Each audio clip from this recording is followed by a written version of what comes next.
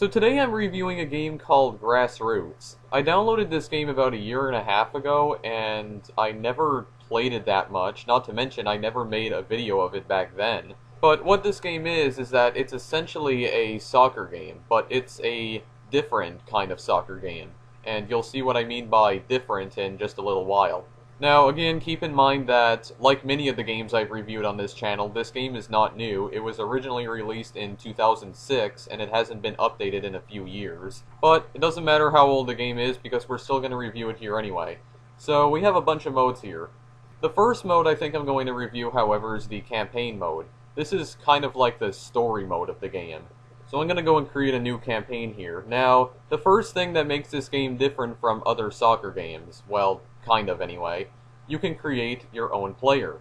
And if you're creating a new campaign, you have to do this, you have no choice, but as you can see, your character is extremely customizable. You can give them a name, you can change their attributes, including power, accuracy, skill, speed, and stamina, and you can even customize their appearance. You can change their height, build, headwear, eyewear, hair, face, etc.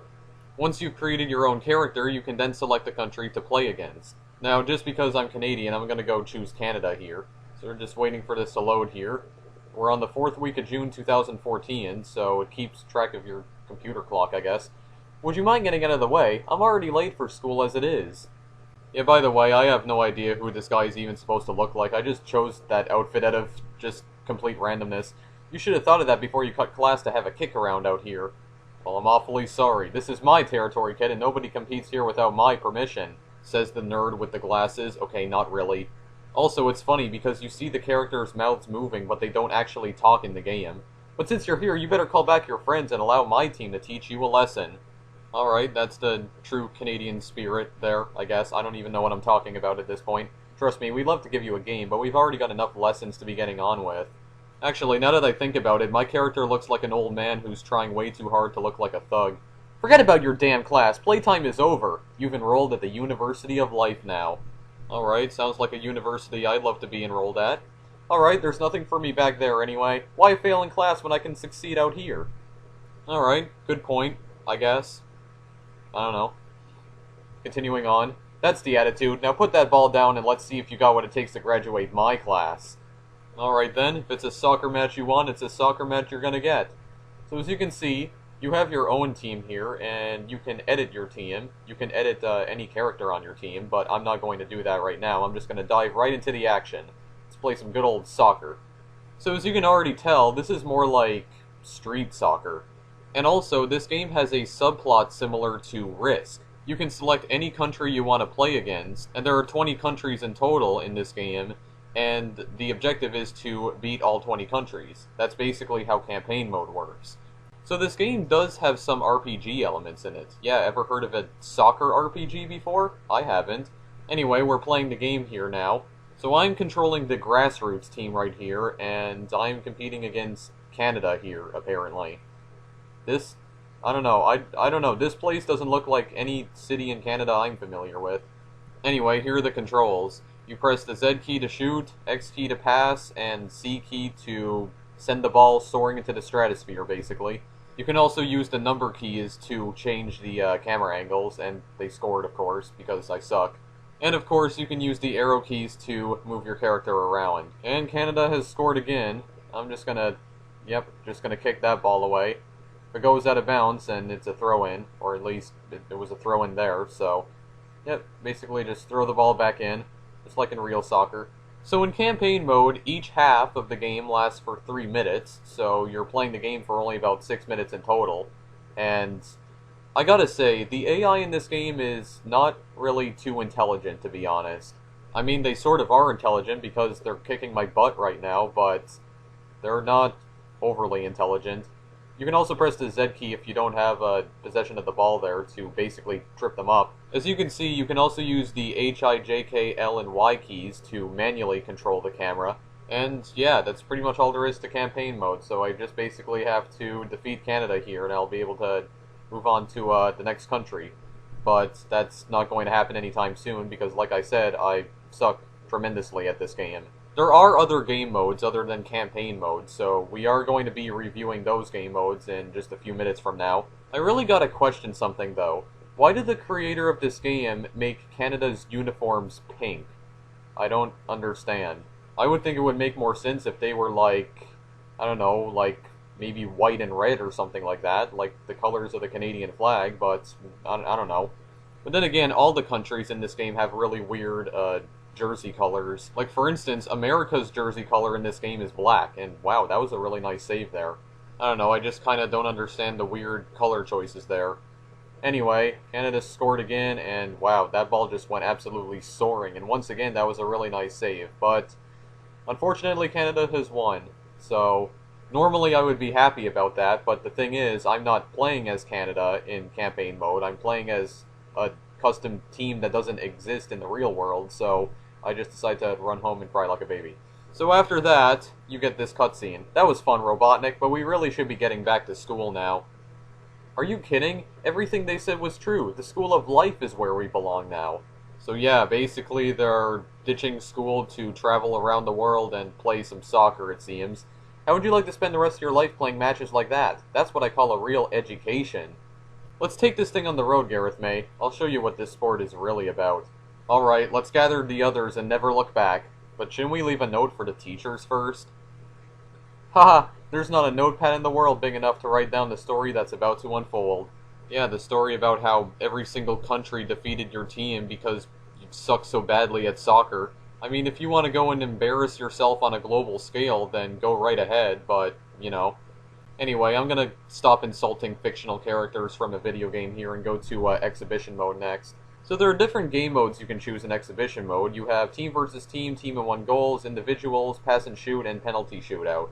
The match we just had in campaign mode was an example of a team versus team match, so I don't think I have to show that off again.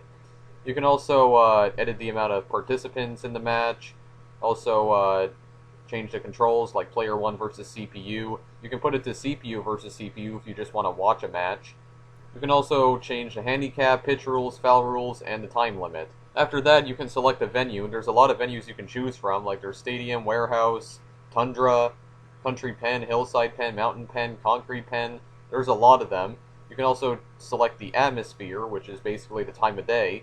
You can select the attendance to either none, minimum, or maximum. And you can also choose the texture of the ball. You can choose from 20 different textures. After that, you can then select which team you want to play as. And again, you can actually edit the teams, but I think the only real thing you can edit are their names. I think you can edit some of their other attributes, but not all of them. So this right here is an example of a teams in one goal match. There are two teams here, but the twist is that both teams are trying to score on just one goal. So I have Canada and the Grassroots team back here, so I'm going to try and score right here, and I score.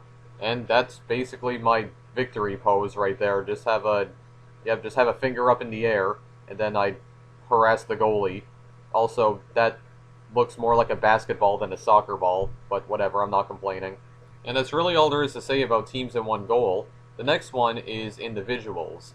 So in the individuals format, it's basically everybody against the goalkeeper. But as you can see on the top of the screen there, each individual player can score points. And the person with the most points at the end of the game wins. And that's really all there is to say about the individuals format. And why is the goalkeeper kicking the ball if he's supposed to be picking it up? Remember when I said the AI is not very intelligent in some situations? Well, this is what I meant. See, he's trying to kick the ball when the ball is behind the goal. And I believe what happens is that if they take too long to try and get the ball back, like if they can't reach the ball will actually kick itself into some place where the goalkeeper can actually pick up the ball. Like it did a few seconds ago, and okay, that guy got a penalty apparently, so he's gonna have a penalty shot here. Alright, well that didn't work out at all. Now it's my turn. Come on, kick the ball. Darn it! Yeah, sometimes the ball is not that easy to control. This format right here is pass and shoot. It's basically the same thing as individuals, except you're controlling all of the individual characters here. And I believe all the individual characters are on one single team. And by the way, I should mention this, you can select a player from any team to be on in an individuals game or a pass and shoot game. You can select a single player from any team in this game. And the last format here is penalty shootout. Basically, each individual player on a team gets to perform a penalty kick. And if they score a point, they score a point for the entire team. So, again, just like team versus team, the team with the most points wins. So basically, each team has 5 chances to score here. And I believe those are all of the formats you can choose in exhibition mode. So, I guess that's pretty much all I have to say about Grassroots then. So, yeah, that's pretty much all I have to say about the game, although I'm going to try to score here. Wow, I just missed the ball. There we go. Yeah, I scored. Well, actually, I do have one more thing to say. If you do decide to end your campaign in campaign mode, you get this cutscene right here. Listen, Gareth May, after giving it a lot of thought, I've decided to wrap this thing up. It's just not working out as I had hoped. I need to take a break and try again some other time. I'm sorry to hear you say that, but if you want to step down, I'll gladly take over. I appreciate that, Gareth May. Keep the dream alive and take it further than I did. And after that, that's pretty much it for your campaign. So your campaign is over, and you have to start all the way back from the beginning. So, yeah. Also, I don't know about you, but the main menu music in this game is not really something I think you'd hear in a soccer game, but have a listen anyway.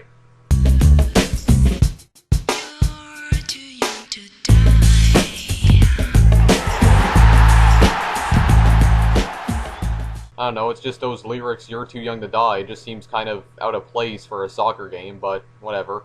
Anyway, that's really all I have to say about Grassroots now. So it's still a pretty cool soccer game. If you want to download it, the link's in the description as always, and that's pretty much all I have to say about it. And also, that website down there, www.mdickey.com, that's basically the creator of the game's website. He's also made a lot of other games as well, and I am going to be reviewing one of M. Dickey's other games that he's made as well sometime soon, so yeah. Anyway, that's really all I have to say about Grassroots, so thank you for watching. Feel free to like or favorite this video or subscribe. Also check out my Twitter and Google Plus page, links are in the description as always, and that's it for now, so I'll see you guys in the next video I make. Later.